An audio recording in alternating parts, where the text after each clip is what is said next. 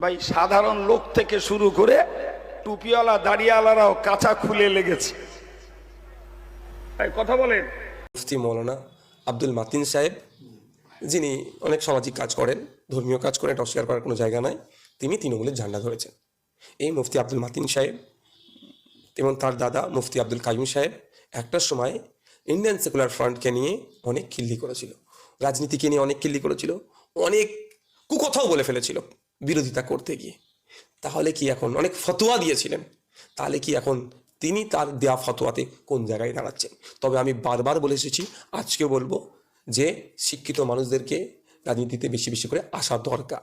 তবে এটুকু বলতে পারি, ঠিক যেমন আমার ভাইজান পীরজাদা কাসেম ভাইজান পচা শামুকে পা কেটেছে, দল চয়নের ক্ষেত্রে তার আরও ধৈর্য ধরা দরকার ছিল, বিবেচনা করার দরকার ছিল। আজকের দিনে বলবো তৃণমূল কংগ্রেসকে চয়ন করার ক্ষেত্রে মুফতি আব্দুল মাতিন সাহেবের একটু বিবেচনা করা দরকার ছিল।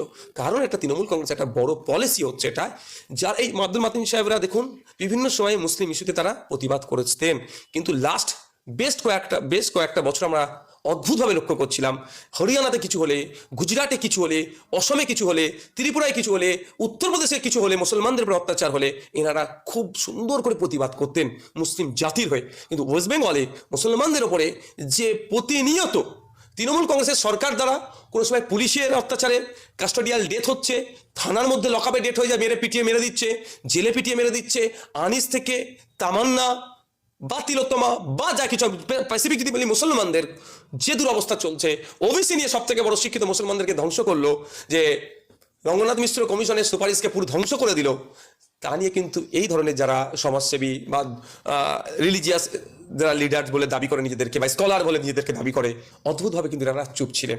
হয়তো চুপ থেকে কোনো একটা জায়গায় বার্তা দিতে চাইছিলেন যে আমি তো তোমাদেরই লোক, প্রয়োজনে তুমি আমাকে ব্যবহার করতে পারো।